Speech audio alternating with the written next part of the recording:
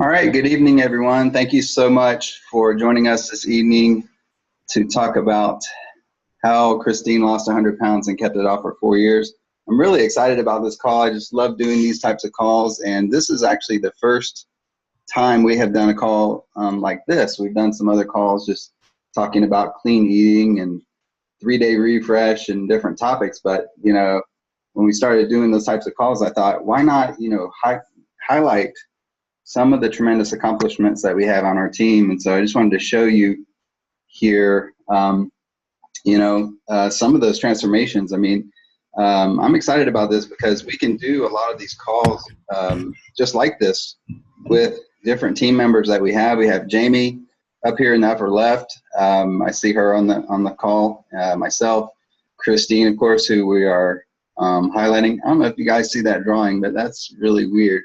Never seen that before. Anyway, Maybell, Deanna is on the call, and we have Carrie. Carrie's lost 50 pounds in the last year. And then here's Maureen in the bottom left, who this is just actually the start of her transformation after she had done a 21-day fix and lost 9 pounds in 21 days. So I'm excited just to be able to share these stories and how much fun just to, you don't really encounter people every day who have been able to lose a lot of weight like that and keep it off for a long period of time. And so, I just kind of thought, wow, Kristine's been able to do this. Why not have a call and pick her brain and, see what we can learn, see what we can gain from her wisdom.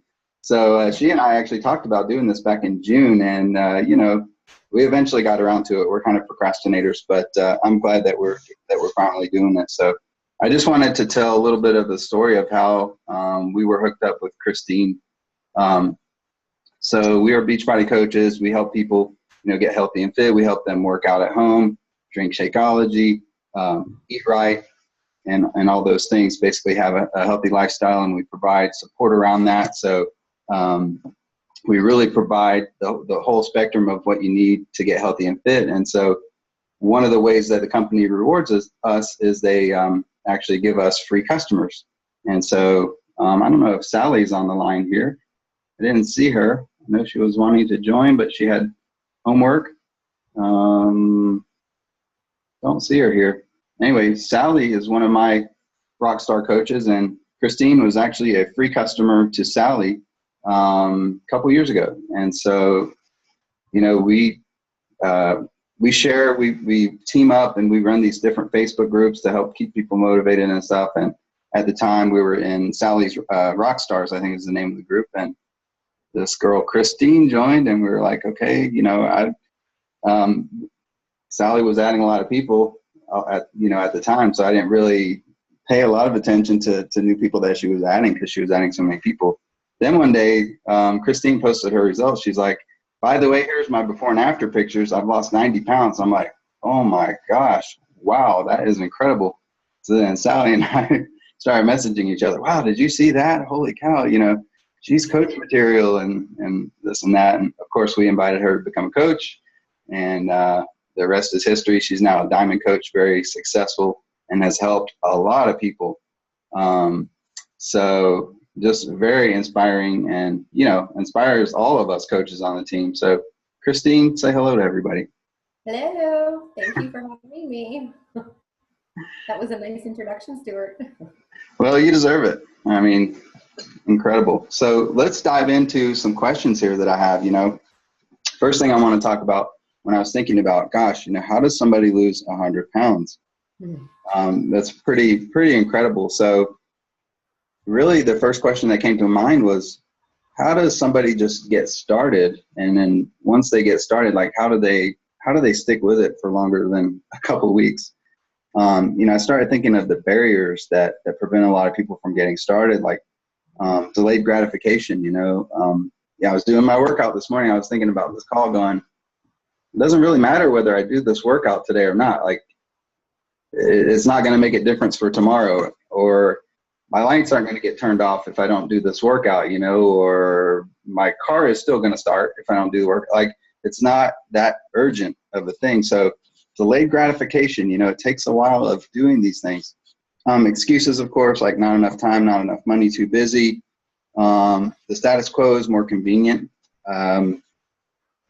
It's just we get into our patterns, and those of us, a lot of us coaches on the call, we drive around with coolers in our car, and we look kind of funny, and people kind of laugh at us. But status quo is to go through the drive-through, and a lot of us don't do that. And so habits are more powerful than desires. How do you, even though you might be on track, sometimes those habits you might just, like I remember when I stopped drinking diet soda, I remember one day just walking to the refrigerator and opening it, and I was going, oh my gosh, like I don't want it, but it just out of habit, I went to reach for it. And of course, the pain, for some people, they might think the pain of doing it is more painful than staying where you are, if you're 100 pounds overweight, maybe that's less painful than just, getting started, just the overwhelm of it all. And then, I heard this one recently, which I don't agree with at all, but this guy said, health and fitness is mostly genetic, so it doesn't really matter what you do anyway. And I'm sure there are a list of many, many more that we could go through and have an entire call about that. So, Kristine, I'm going to let you, take it away and just tell us, what was your aha moment? What got you started? How did you get the ball rolling? Well, I had years of aha moments to start with. I had aha moments all the time, but none of them ever stuck with me. They were always just fleeting in my brain, and then they would leave based on some of the stuff you just mentioned. I had more excuses than anybody I ever knew. I didn't have time. I didn't have the money to buy a program. I had physical issues that stopped me from doing it. When it came down to it, it was just easier to be fat and happy, except I wasn't happy. So that was a problem. But I think the biggest thing that finally got me was when my little girl had said to me, she was like, Mommy, come play with me. And I couldn't. Oh, I didn't expect this already. So I couldn't even get off the couch to go play with my little baby. And I knew she was only going to be small for a very short period of time. And so I just knew I had to get it together, just because the guilt I had for her was just overwhelming. And I was embarrassed that I couldn't make it up a flight of stairs, and I couldn't do things with her. And I just felt embarrassed for my husband, and because I didn't look like the girl that he had married.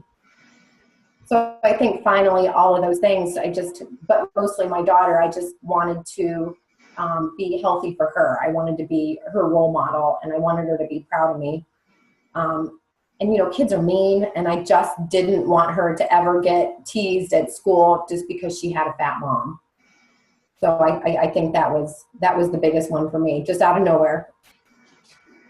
When she said, play with me, Mommy, I couldn't. Yeah. I know you and I kind of talked about some of these before the call, and certainly I started to tear up when you told that story. Okay, so, what did you actually do to get started, and how long did it take you to see results? The moment I had that aha moment, I had gone to my kitchen, it was morning, and I was making my daughter's breakfast. And I was so focused on making her a healthy breakfast, when in reality I was going to make myself a Pop-Tart more than likely. So I started there. I made the same healthy breakfast for myself that I made for her. And I continued that on into our lunch that day, and then into dinner. And then I felt pretty good. So I said, I got to keep going. I had to start somewhere. So day one was where I started. I had a lot of physical challenges too. I had 2 back surgeries within 2 years, and I liked to blame my medication and steroids for a lot of my weight gain because you need an excuse, right? But I think it was all the trips to McDonald's I was making before work, and maybe, the Taco Bell after work, or, I eat a whole large pizza, not just a slice or 2. So yeah, it wasn't genetics or, it was my excuses, and it was my own problem. So, once you got started, how long did it take you to see any kind of results? For me to look in the mirror to see results, I didn't feel like I was seeing any results. The scale started moving actually pretty quickly because I had so much weight to lose. So that first week, I remember that I lost like 3 or 4 pounds, and I was like, okay, so everyone's going to call me skinny tomorrow, and it didn't quite work out that way. But I just kept going. I just kept looking at my daughter, and I just kept trying, because I had made this commitment to her and to myself and to my husband that I was going to, finally get it together. So the results, they weren't overnight, but I didn't gain that much weight overnight either. And so I had to keep reminding myself of that. And the first time my pants felt a little looser. That was a good day. And I said, okay, something's finally starting here. And I don't think it was until I had lost at least 25 pounds that anybody else started to notice, because I kind of kept it to myself. Mostly because I thought, if I say I'm doing this and I fail, then people will say, I knew she couldn't do it. And I knew that there were people who thought I couldn't do it anyway, and that straight pissed me off. So I was bound and determined to prove some of them wrong. That's awesome. Yeah, I think a lot of us may have a similar story to that. Back in 2010, when I started P90X, and you saw my before and after here, I actually didn't tell anybody. I think the only person who knew I was doing P90X was my wife, and I don't think I told anyone until I got to about day 60, when I knew I was going to finish, because I was just too embarrassed to not complete it. So yeah, I felt that way. And it's funny now looking back, I wish I had taken more photos at that time, but it was very difficult to take a photo and then look at yourself in that way. So I did not do that. And so now I always tell people, as hard as it is, take a good hard look at yourself, and that will be a better motivator for you too. Awesome. So what kept you going? Well, when I finally started seeing results, that kept me going, and I was feeling better. And then it was little changes that I was making that I could see the difference in. I could get up the stairs and not be winded when I got to the top. Just those little things. And I just, like I said, I kept looking at my daughter, and I just wanted to play with her. I wanted to be able to get in the sandbox with her, or, crawl around in those tubes at the park, because heaven knows I wasn't going to try that in the very beginning. So just those little things I wanted to be able to do, and that's what kept me going. And I wanted my husband, look, I married the nicest guy in the world, and I just wanted him to be proud of me too. You had mentioned that you started walking, right? Because so far you hadn't talked about what type of exercise you were doing. Yeah, I had to start somewhere, and because of my physical limitations, I hadn't been cleared by my physician to begin any kind of program yet after those 2 back surgeries. So I just started walking, and I was doing my physical therapy with my physical therapist. So that got me started, was walking. And then I threw in a taped circa 1994, the Firm. I don't know if anyone remembers that problem or that workout video. That started me off. And then finally I moved on. Well, actually, I fell down the stairs and broke my ankle and had yet another setback. But so I know all about setbacks. But then I finally moved on. I heard about Beachbody and borrowed Insanity from a friend, and that was the first Beachbody program I ever did. Wow. May not have been the smartest choice to start with, but that's what I did. Yeah, I remember when you had said you had done Insanity, I was just like, wow. Yeah, it's really hard. I guess the price was right. Yeah, it was, because it was free. So, what were some of the mistakes that you made along the way? I just think it would be really valuable for people to know what those were, so that they don't have to make the same mistakes, Yeah, I made a lot of mistakes. And I think the biggest one I made was thinking that I could eat less and work out more, and that I was going to lose weight. So if I didn't see the results I wanted to see on that scale that week, I would simply cut some calories. And guess what? I was hungry all the time. I was tired, and I gained weight instead. So I think I just screwed up my metabolism, and just trying to do what I thought was smart. The other big mistake I made was my cheat day. I gave myself 1 day a week, and usually it was on a Saturday, where I would eat from the moment I woke up until the moment I went to bed. And it wasn't just a little bit of stuff. I would get up and, we'd go to Bob Evans for breakfast, and I'd have pancakes and bacon and eggs and sausage, and all kinds of stuff. And then, lunch, maybe a cheeseburger felt good for that time and some French fries. And it just continued on through the day. So I know Joe probably had close to 8,000 calories in one day. So I undid everything I had done all week long. I was only cheating myself. Don't do that. I'm all for having a treat and allowing yourself to enjoy life and have a nice cheat meal if you want to do that. But now I have it way scaled back. I don't binge anymore. Yeah, I think one guideline I see people toss around is like one cheat meal a week, and that would be a cheat meal, not a cheat day. Right. Yes. Cheat meal. And I still allow myself to have a cheat meal, but I don't have the cheat day I used to have. Right. And my coworkers would probably tell you, because I would start dreaming about it halfway through the week, going, "Oh, I can't wait to eat when I'm going to eat come Saturday." And it was never good. I would not recommend that. One of the things I want to reiterate is just what you talked about, eating less and exercising more. For those of you who are new to our team, that's a myth that we talk about a lot. Basically, what it's all about is eating more of the right foods. You eat more of the right foods and you exercise more, but it's not really eating less and exercising more necessarily. That's a trap that people get caught in sometimes.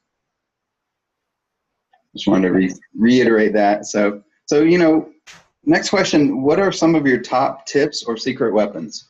I think that my biggest secret weapon would be Shakeology. Oh, that's my daughter. I was the biggest poo-pooer, if you will, of Shakeology when I first got started. And I said, it's too expensive. I remember saying, I don't need no protein shake, until I finally gave in and said, I am going to do this. I'm going all in with it. And oh my goodness, within the first week, I noticed a difference. I noticed that I was sleeping better. My digestion was improving. Some of my cravings were going away.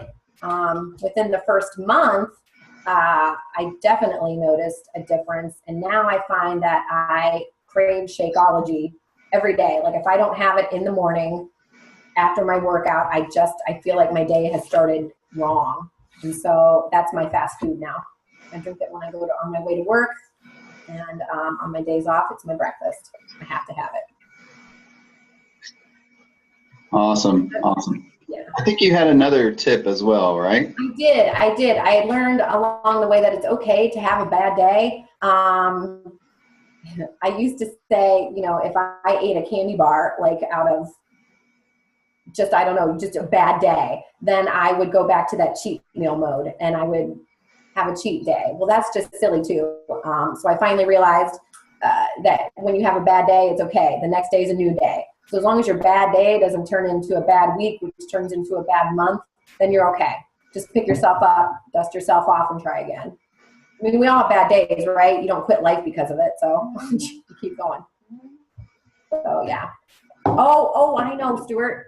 The scale. Oh, that scale. I used to be a slave to that scale. I'd weigh myself in the morning. I'd weigh myself at night. And if it was a 0.2 pound difference, I would freak out. So Sally had begged me, Kristine, mail me your scale. I will trash it for you. Do something with it. Throw it away. And I was like, no, I need it. That's my accountability. So yeah, that was a huge mistake and a huge eye opener. I don't anyone be a slave to that thing. It's just the biggest mistake you can make. Go by how your clothes fit, because the scale does lie. Yes, thank you for that. That's another tip that we talk about a lot. I mean, depending on how much weight you have to lose, yes, the scale can be a very useful tool, but at some point you have to kind of divorce yourself from it. So the last question I have is, just about helping people to get started. Brian Tracy wrote in his book, Eat That Frog, kind of an obvious point. He said, if you could find out what the most successful people did in any area, and then you did the same thing they did over and over, you'd eventually get the same result that they got. I think that's pretty true. I mean, I know that we all have different bodies, different ages and stuff like that, but for the most part, I think if we can find what somebody like yourself did and do the same thing, we can get similar results. So for someone who's ready to get started and wants to achieve similar results that you did, I mean, losing a Justin Bieber, what would you recommend they do? Well, it's really simple. It's not something that's easy for people to do, but it's simple. You have to let go of your excuses. You just got to let them go. I know for myself, I spent more time and effort making my excuses than I did anything else. Like when I think I mentioned before, when I first started, I was working 12-hour night shifts. So I used to use that as an excuse. I was too tired to work out. But we all have the same, 24 hours in the day. So it's how you use those 24 hours that really counts. I mentioned that I used money as an excuse and poo-pooed on the Shakeology. But then when I took a good hard look at our checkbook, I figured out pretty quick where our money was going. And it was going to Mexican restaurants or to a Pampered Chef party or to a 31 party. I had a 31 fetish for a little bit. But guess what? Those gadgets and new bags, they weren't helping me reach my goals. Made me feel good when I bought them, but then I was out of money and I was still chubby. So it wasn't the smartest thing for me to do. I wanted a smaller waist, not a new purse. So I traded in that kind of spending money and invested it just on myself. I didn't like the gym, so I didn't have a gym membership to worry about because I prefer to work out in private. If I'm going to look like a fool, I'd rather do it at home. So when I finally joined that first challenge group with Sally, and you were there, I finally got all that motivation that I needed and the support I needed and the accountability in a new form other than the scale. So that's what I needed. Sally made me check in with her all the time too and send me pictures. Oh, that one killed me. It worked. Awesome. Well, I guess just to give another plug, so to speak, for those of you who are looking to get started, follow up with your coach. If it's me, if it's Kristine, whoever is on this call with you. We actually work together closely as a team. So when you get me, you actually get Kristine, you get Deanna, you get Aaron, all the other coaches who are on this call as well. So it's really cool. We just work as a team and we can answer questions. And there's Sally. All right, I'm going to unmute Sally because Sally is Kristine's coach. So I got to let her have a word or two. We got about 15 minutes left. So what do you have to say, Sally? Oh, I didn't plan anything. So now I'm trying to hone into my own wisdom that I gave Kristine earlier. We had a conversation today and I told her, just speak from the heart. And it truly has been just amazing. Kristine came to me as a free customer, and I think she was a customer for several months before we even interacted. And, once I invited her to the challenge group, just watching her transform and give me her trust, to try Shakeology, to stop relying on the scale and to become a coach. She really just, it took some time to listen to what I was trying to tell her that I could see in her. And Kristine, I hope now that, you see it. It's been so amazing to just watch you change. And Kristine is going to a big reunion this weekend or next weekend. And I'm just so excited for her to just feel good about where she is X amount of years later after high school. That's amazing. That really is just so amazing. That is cool. I have to say, I had a chance to meet Kristine in person back in June. I was just like, wow, you are like a stick, man. I was surprised. I don't know. It's just different meeting somebody in person, Yeah. And the most amazing thing for me recently has been, you come into this business and to be inspired by the people you're inspiring and to be pushed and motivated by them when you think that that's your job, that you're here to do that for them, but in return, they do it to you. Yeah. That's the most amazing thing, is just the community, everybody, and just being a part of this. Because it's me and her, it's everybody, and we're all helping each other get through the journey together. Yeah, it's kind of crazy because Sally and I have never met in person. I know. Oh. Which blows my mind, but yeah, I can't wait to give you a big old hug someday because everything I went through every excuse I had, and now she used to always tell me, and she still does, she'll say, just do it, even if you suck. And so now I find myself telling that to other people too. It's okay to suck, just do it. Yeah. That's awesome. Yeah, I just think this is so much fun. Our team has grown quite a bit in the last 3 or 4 months, and it's just fun to bring new people in and just have this sense of family. It's just great. So Awesome. Well, we have about 12. Oh, go ahead, Kristine. Oh, no, I was just going to say I'm going to my 20-year reunion on Saturday from high school, and I haven't gone to any of the other ones because I had gained probably another 25 pounds each time 5 years rolled around. And so now I'm going with my short hair and my skinny self. Yep. Awesome. Well, so we got about 10 minutes left for questions. I want to open it up and just let anyone, ask any questions or make any comments. Don't be shy. And you should be able to unmute yourself by just clicking your self there, clicking the little microphone. Questions or comments, anyone? I did have one thing I wanted to add in reference to that scale, because I know some people just don't, they have a really hard time letting it go. Let it go. Like I had a really hard time with that myself. I remember after I did, it was Les Mills pump program, I gained 3 pounds during that program. And to the old me, I would have said, oh my God, I gained 3 pounds. This program made me fat. But in reality, I lost a pant size. So keep that in mind. As you build muscle, muscle does add some weight to you, even though it takes up a smaller amount of space. So that's why you look smaller. I agree. I mean, I tell people if people really get upset enough about it, find somebody locally who can measure your body fat percentage and just have them do that every 3 months or every 6 months, if you're that worried about it, because really your body fat percentage is more important than your actual weight. Very true. So. I agree. Stuart, can you hear me? Yes. A good rule of thumb that I give people who kind of have that relationship to their scale is to, that it's okay to weigh yourself at the beginning of a program, take a picture of it, and then as much as you can, like, stay away from it and weigh yourself at the end or at 30-day intervals. That way it's like a nice surprise to see the results of the program and the hard work instead of daily mental battle over a number.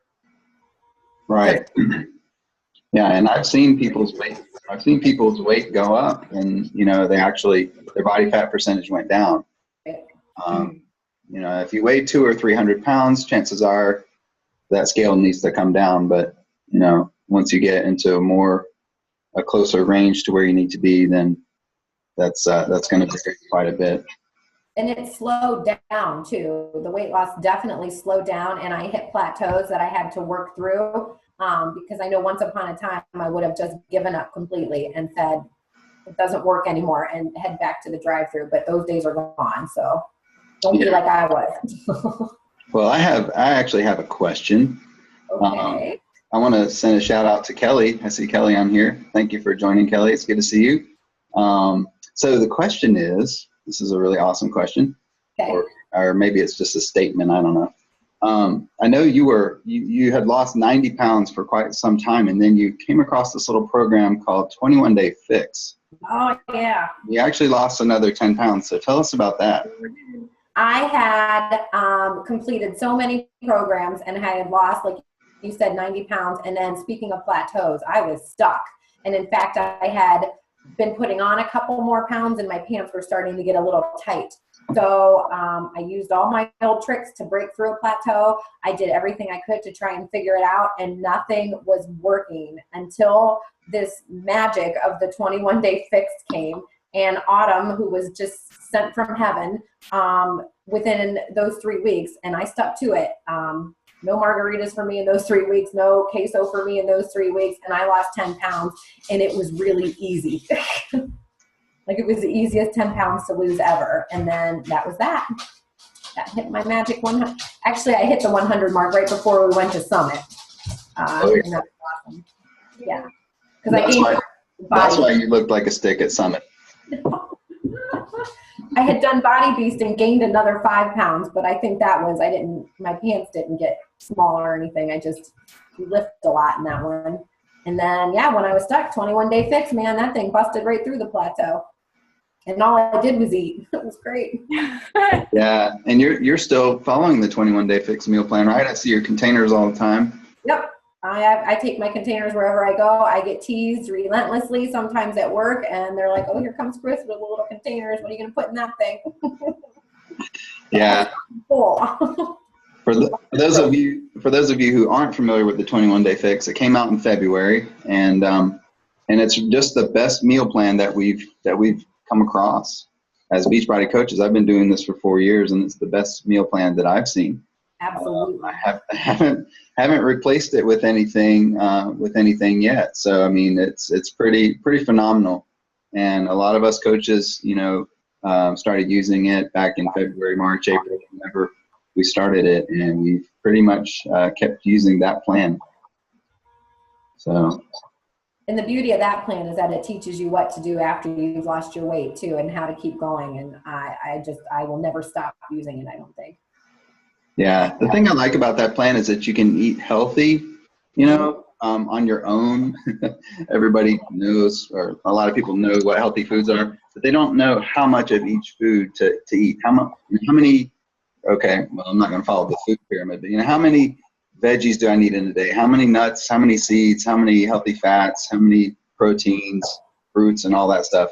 The 21-day fix gives you that answer, and I think that's really what has helped a lot of us break through that plateau.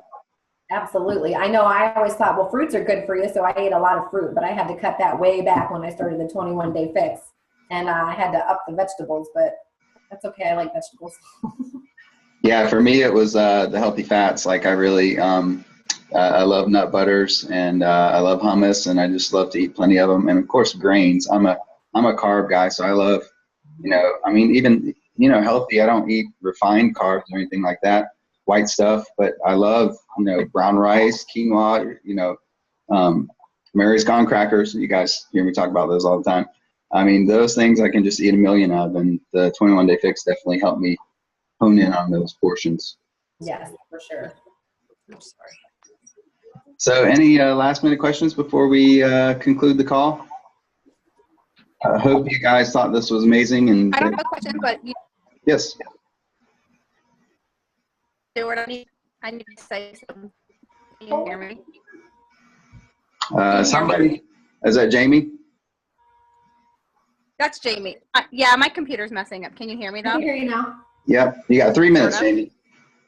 Okay. Okay, 3 minutes. I'll make it quick. I'm not a quick speaker, but I just want to say you don't realize how important your coaches are in your life until you meet one that changes you. And these challenge groups that you guys put on and you started are life changing.